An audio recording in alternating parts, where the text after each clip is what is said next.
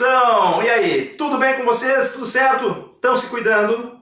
Muito bem, é importante, né? A gente não deve sair de casa, né? A não ser por uma situação muito extraordinária, muito necessária, porque do contrário, vamos resguardar a nossa saúde, e resguardar a nossa saúde não é só a saúde física, né? A nossa saúde mental também, né? A gente não pode ficar completamente parado, acho que a gente precisa realmente manter a cabeça funcionando, né? Manter a nossa rotina dentro do possível, até para a gente minimizar os prejuízos, né? Que esse episódio aí do coronavírus está nos trazendo. Quer dizer, para a gente não perder, por exemplo, o nosso calendário, nosso ano, a gente continuar trabalhando e, enfim, né, chegar lá no final e dizer que isso tudo foi apenas um momento passageiro, difícil, e que a gente superou isso juntos, não é? Galera, então, estamos juntos aí, professores do Solução, alunos, a gente continua o nosso trabalho. Galera, a gente tem aqui então a nossa aula de literatura, ela é sobre o tema romantismo, que a gente já tinha iniciado em sala de aula. Aqui a gente vai fazer então o quê? A poesia romântica, né? Se em sala de aula a gente fez o trabalho de introdução às características do romantismo,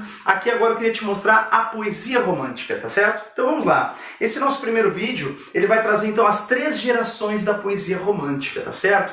As gerações são períodos de aproximadamente 15 anos, né, de duração, que vão trazer uma certa homogeneidade de assuntos, de temas, né, temas parecidos. Então observa que quando surge o romantismo no Brasil, né, as primeiras obras românticas, elas estão muito conectadas com aquele momento da independência do Brasil, né? Então existe aqui um sentimento de euforia por causa da independência de 1822, né? E as obras aí dos anos 30, então dos anos 1830, refletem essa euforia nacionalista. É por isso que a gente vai ter então aqui a nossa primeira geração chamada nacionalista, ufanista ou indianista, tá certo? Bom, nacionalista eu acho que o termo já se explica, né?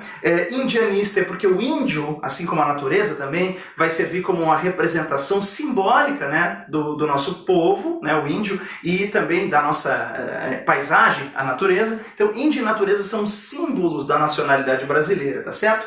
Quando a gente coloca ali ufanista, o termo ufanista é aquele elogio, aquela exaltação, aquela atitude de exaltação apaixonada da pátria que a gente encontra aqui nesses textos, né, da primeira geração. Então a gente chama esses textos de ufanistas, né, aqueles que fazem uma exaltação da pátria, tá certo? Bom, olha, esses textos então eles vão trazer, como a gente já disse, os temas índio e natureza, né? Índio e natureza aparecem idealizados como símbolos do Brasil, e nós vamos ter como autores fundamentais o Gonçalves de Magalhães, né, que é o autor do primeiro livro romântico brasileiro. Olha, veio antes até mesmo da A Moreninha. Tem gente que acha que a primeira obra do romantismo é A Moreninha. Não. A primeira obra de todo o romantismo é um livro de poesias, chamado Suspiros Poéticos e Saudades, de Gonçalves de Magalhães, tá? Suspiros Poéticos e Saudades de Gonçalves de Magalhães é o primeiro livro de todo o romantismo brasileiro, publicado no ano de 1836, certo?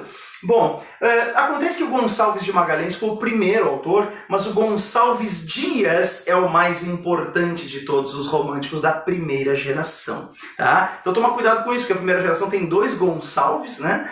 O primeiro foi o Gonçalves de Magalhães, mas o mais importante autor desta geração é um outro Gonçalves, que é o Gonçalves Dias. Gonçalves Dias é o autor da famosa Canção do Exílio. Minha terra tem palmeiras onde canta o sabiá, as aves que aqui gorjeiam, não gorjeiam como lá. A gente vai falar mais sobre esse texto, né, na nossa próxima videoaula, tá certo? Em que eu vou trazer alguns testes comentados a partir de alguns textos muito importantes desses autores românticos que a gente está vendo em teoria neste vídeo aqui agora. Legal? Então, o próximo vídeo a gente vai ampliar um pouco cada um dos autores mais importantes de cada geração, beleza? Então, fixa bem aí. Primeira geração, nacionalista, ufanista, indianista, tá? E os autores fundamentais, Gonçalves de Magalhães e Gonçalves Dias. Fechou?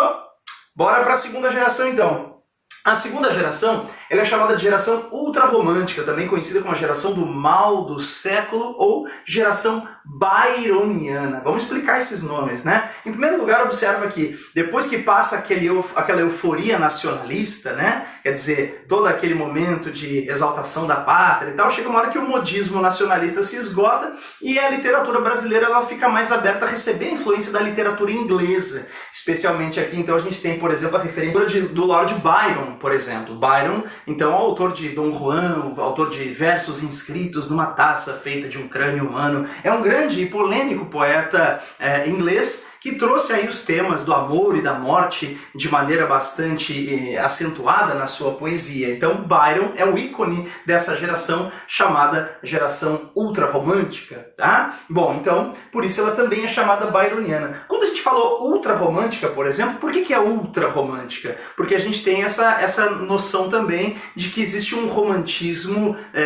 potencializando ao máximo os grandes temas dessa escola, né? Como a gente já falou aqui, o amor, a morte, a subjetividade estão colocadas de maneira extrema, tá certo? Por isso que é a geração ultrarromântica. E a geração também é conhecida como o mal do século, né? Embora no século XIX a gente pudesse dizer assim, o mal do século XIX era a tuberculose, tá certo? Assim como o mal do século XX foi o câncer, e a gente poderia dizer que agora, quem sabe, o mal do século XXI, pelo menos desse princípio, vai ser o coronavírus, né? A gente pode dizer que, em termos literários, metafóricos, mal do século significa aquela atitude de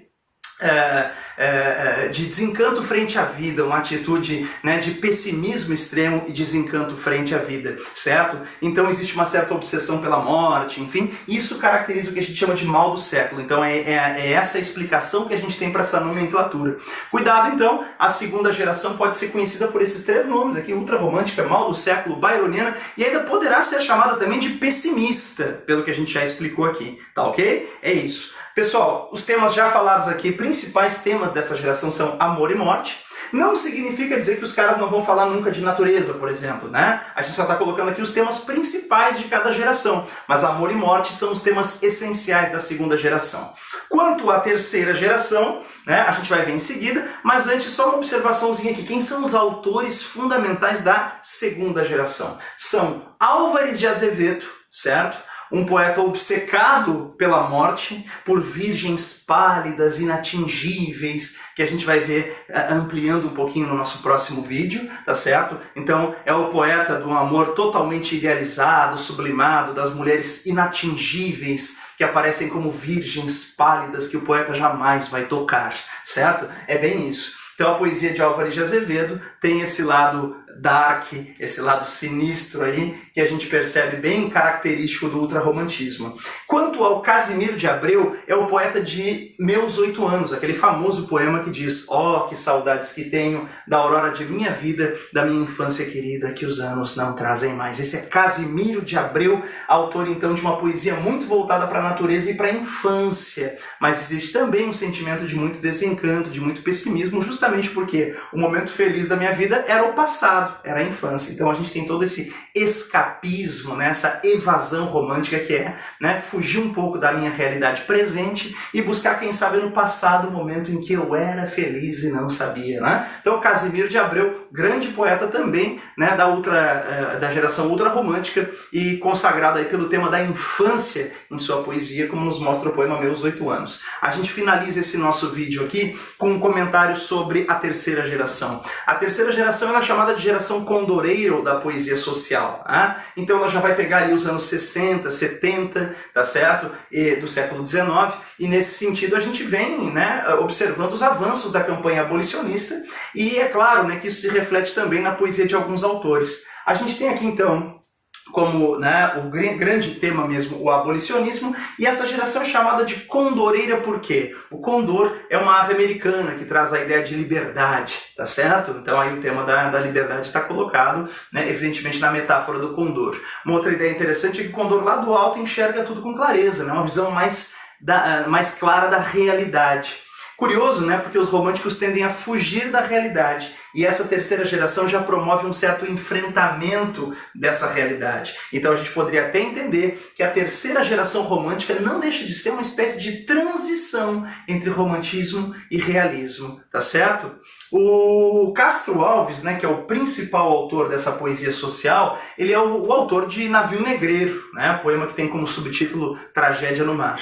E se a gente for observar cenas, né, brutais que a gente encontra ali no Navio Negreiro, vai perceber, né, o quanto esse texto do Castro Alves, apesar de denunciar uma realidade, né, social, que seria uma certa antecipação de realismo, ainda assim o texto é romântico, porque nós temos o eu, né, o indivíduo romântico, né, com as suas paixões, o que eu quero dizer com a sua emoção, né, falando mais alto. É um poema cheio de exclamações, de reticências, de interrogações. Fica bem atento para isso, para o caráter exclamativo dessa poesia do Castro Alves, né, que também é bem característico da linguagem condoreira, tá? O Condor também tem essa ideia de estar lá no alto, elevado, de ter uma linguagem elevada, uma linguagem grandiloquente, como se costuma dizer, tá? Uma linguagem grandiloquente vai aparecer nas provas, significa dizer uma linguagem muito, né, elevada, uma linguagem que parece daquelas de comício, parece uma poesia feita para ser gritada em praça pública, como o próprio Castro Alves dizia. Então, o texto parece mesmo um discurso político inflamado, repleto de exclamações, de vocativos, de verbos no imperativo. Então, essa é uma linguagem grandiosa, uma linguagem eloquente, uma linguagem grandiloquente, a linguagem de Castro Alves, a linguagem condoreira da poesia abolicionista que a gente vai encontrar, por exemplo, no poema chamado Navio Negreiro, Tragédia no Mar. Beleza?